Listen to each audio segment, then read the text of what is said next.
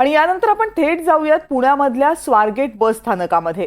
स्वारगेट बस स्थानकामध्ये उभ्या असलेल्या नादुरुस्त बसेस, त्या बसेसची अवस्था आणि तिथे चालणारे व्यवहार या सगळ्या संदर्भात एनडीटीव्ही मराठीने ग्राउंड रिपोर्ट केला होता। आणि यानंतर आता या बस स्थानकामधल्या या गाड्या हटवायला सुरुवात झालेली आहे। या सगळ्या कारवाई संदर्भात आणखीन जाणून घेण्यासाठी थेट स्वारगेट बस स्थानकामध्ये जाऊयात। माझे सहकारी राहुल कुलकर्णी आता तिथे उपस्थित आहेत। राहुल, तुझ्याकडे 59 कविता अशा ह्या अबेंडन करून टाकलेली वाहनं आहेत की जी पुण्याच्या वेगळ्या रस्त्यावरती आहेत। पण काल आपणच तुझ्याबरोबर लाईव्ह करून महाराष्ट्राला सांगितलं आता ह्या बसेस कधी हटवणार। आता ती हटवायला सुरुवात झालीये। एक हे बस हटवण्यासाठीचं वाहन आलेलं आहे। काल या ठिकाणी 4 या बस टाकून दिलेल्या होत्या। 6 तशा 6 आहेत त्या खासगी आणि एसटी महामंडळाला शिवशाही खासगी 50% खासगी मंडळीच्या मालकीच्या आहेत आणि 50% एसटी महामंडळाच्या मालकीच्या आहेत। तर या खासगी गाड्या होत्या की ज्याच्यामध्ये अनेक अनैतिक व्यवहार, जिथे कंडोमची पाकिटं, अंतवस्त्र, साड्या वगैरे सापडल्या। आणि मग आपण विचारलं होतं की ह्या गाड्या आता कधी हटवणार आहेत तुम्ही, कारण गुन्हा तर घडून गेलेला आहे।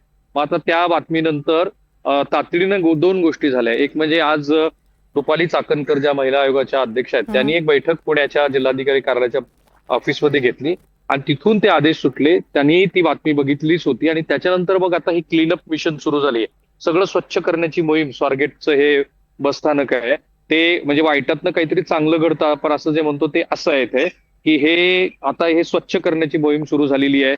ज्या ठिकाणी काल ह्या 4 बस उभारलेल्या होत्या, ज्या 7-8 वर्षापासून इथे उभारलेल्या होत्या, त्या आता इथून हलवण्यात आलेल्या आहेत, हटवण्यात आलेल्या आहेत।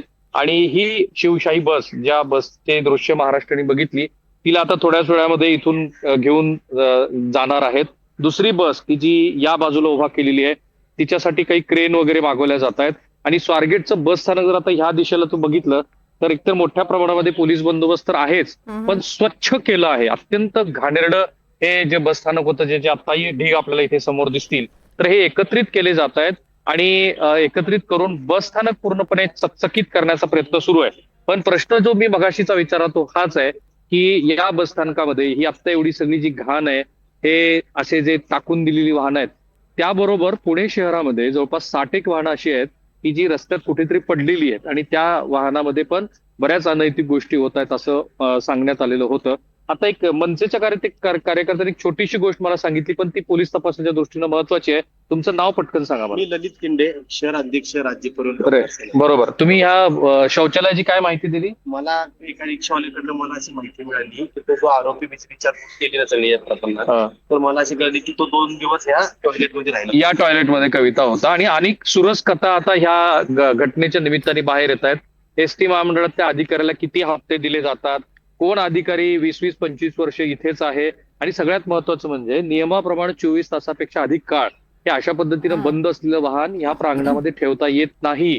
एवढे काळ ही वाहनं इथे का ठेवली आणि जेव्हा एनडीटीव्हीने प्रश्न विचारले त्यानंतर आता ही मोहीम का सुरू झालेली आहे आणि राज्यभरातली स्थिती ही केव्हा सुधारणार आहे? हा प्रश्न सगळ्यांसमोरच आहे की राज्यभरातली, कारण पुण्यामधल्या स्वारगेटमध्ये हे घडलं म्हणून आता तिथली साफसफाई तरी सुरू झालेली आहे। अपेक्षा करूयात की जी साफसफाई आता सुरू झालेली आहे ती कायम राहील, कारण जनरली आपण असं पाहतो की अशा घटना घडल्यानंतर तातडीनं उपाययोजना केल्या जातात, पण ती तात्पुरती मलमपट्टी ठरते। स्वारगेटच्या बाबतीत ते ठरू नये इतकीच आपण अपेक्षा करूयात। राहुल, खूप खूप धन्यवाद तुम्ही दिलेल्या सगळ्या माहितीबद्दल। आणि एनडीटीव्ही मराठीच्या बातमीचा, तुमच्या ग्राउंड रिपोर्टचा हा एक मोठा इम्पॅक्ट म्हणावा लागेल की इतकी मोठी घटना घडल्यानंतर तरी एसटी महामंडळाला जाग आली आणि स्वारगेटचं हे संपूर्ण बस स्थानक आता स्वच्छ व्हायला सुरुवात झाली। ज्या बसेसमध्ये अशा प्रकारची कृत्य होत होती त्या बसेस आता हटवायला सुरुवात झालेली आहे।